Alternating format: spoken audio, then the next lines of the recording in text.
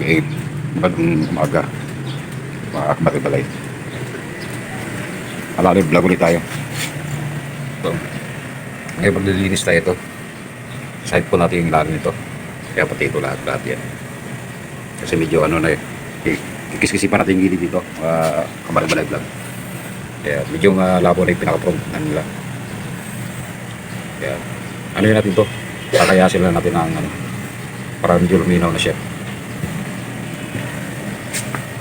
Ito yung mga red eye ni Denden. Ito yung galing kay Sir Lex. Yan, shoutout Sir Lex. Good morning. Everyday monitoring tayo sa mga PKBM natin kung may nagde-drop ba. Kasi malalaki na yung mga tiyan nito. Yan, ito blue eye ito.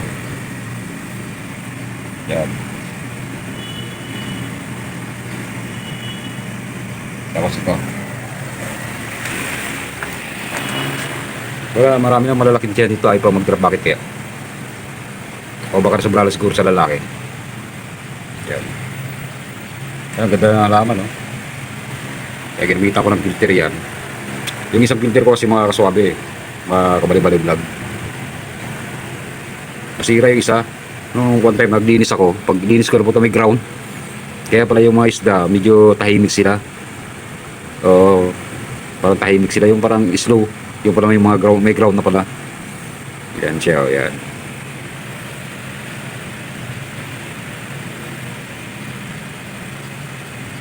Talagang mapuputi talaga ito. Ang PKBM talaga mga kabali-bali vlog, mga ganitong klaseng isda. Pag nasa indoor yan, sa loob ng bahay mo nilagay may aquarium ka, lalo silang pumuputing, grabing putiin lang mga yan. Pag nasa labas yan, pag nasisilagas na ng araw, medyo may pag-green-green na ng bahagya lang yan. Pero pag inilagay mo sa loob talaga ng bahay, sobrang puti yan.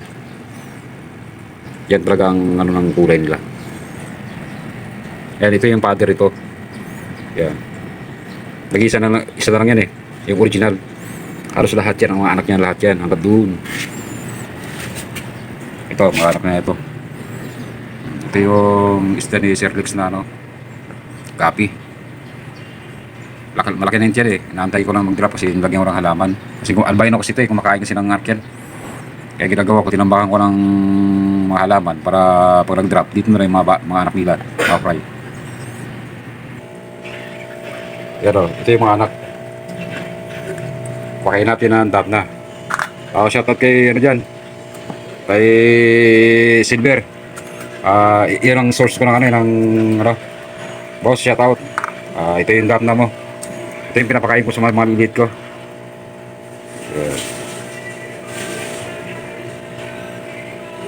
Kasi wala akong panalok eh. Pero, di ba? Dito ko lang sila nalalagay. Frozen kasi ito eh.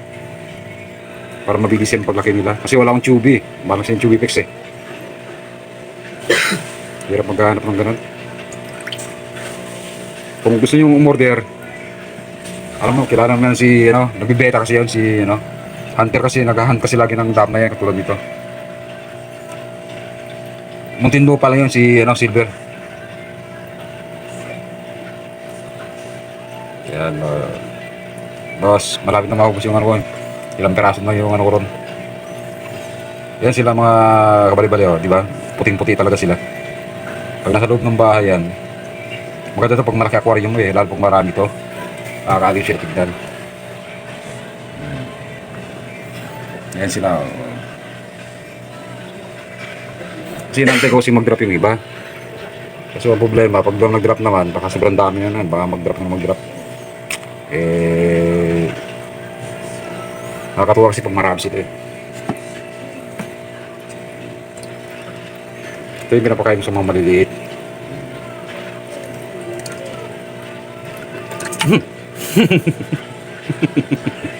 Laglag.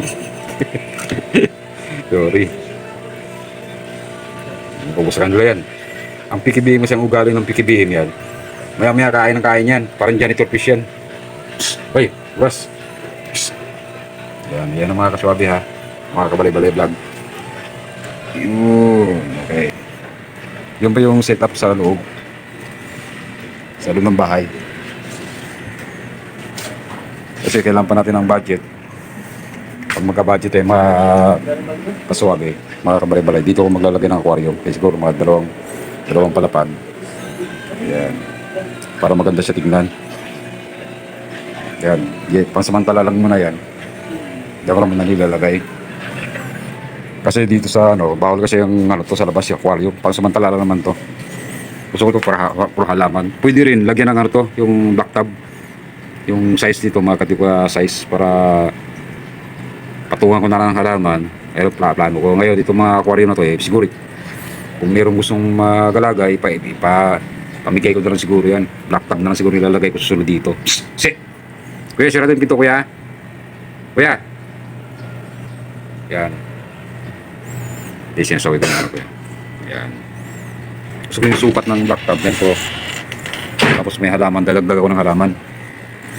Lalagay ko ng halaman dyan. Kape po tayo. Ito yung mga kabalay-balay vlog. Gusto ko na yung black tub na lang siguro. Hanggang doon siguro mga isa, dalawa, kahit mga 5 piraso. Yan ang plano ko pag may Kasi pag black tub, maganda sila. Lalo pag puti yung isda mo, makikita mo yung makikita mo yung area. Makikita mo yung mga isda. Yan lang mga kaswabe. Ngayon pupunta tayo sa baba. Kukuhain ko kasi yung aquarium ko. Dito naman mga kabalay-balay vlog. Ito ay pangsamantala naman to. Habang hindi pa ginagamit yung area. Ayan. Habang hindi pa ginagamit yung area, gagamitin ko muna. Kasi ito, pag ginamit ng area ito, tatanggalin ko na lahat yan. Total, hindi pa naman ginagamit. Dun sa mga opisyalis, pasensya na. At kung nakikita nyo medyo parang may tambak siya, hindi naman tayo pwedeng ito. Kala mga swabe yan. Yan, ito na. Bali dito ko siya ilalagay. Papatong ko dyan. Ito yung mga kabalay-balay vlog. Pinag-crossbreed ko sila sa gold.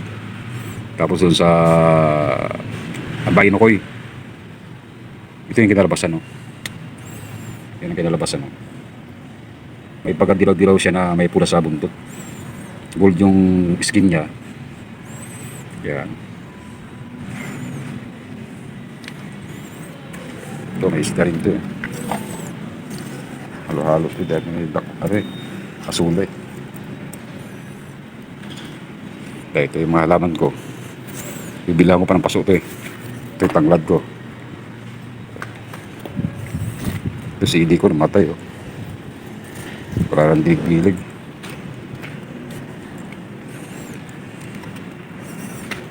Diligan ko mara.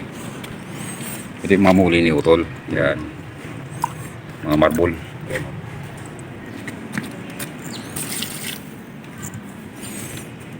May isda. Diligan muna natin. Para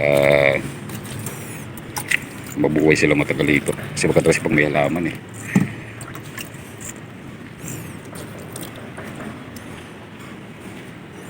Yung mga halaman ko mga kaswabe.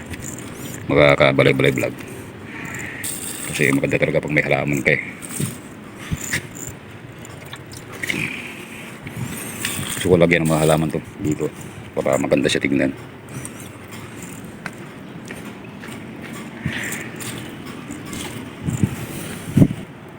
Yung tanglat ko.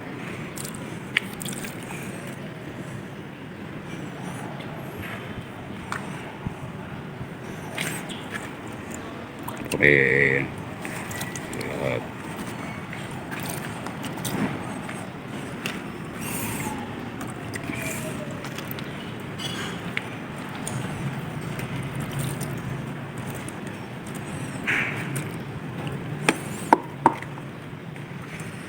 Okay, okay.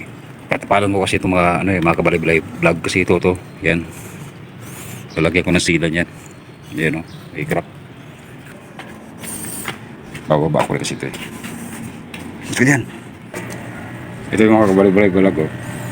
Binili ko itong 200 plus. 35 grams. Ito 35 grams. Yan. Parang galing yata ito sa China eh. Ito yung gagamitin ko ngayon dito para hindi na mabutas. Mamaya na lang mga kasuwabi ha. Mga kabalay-balay vlog.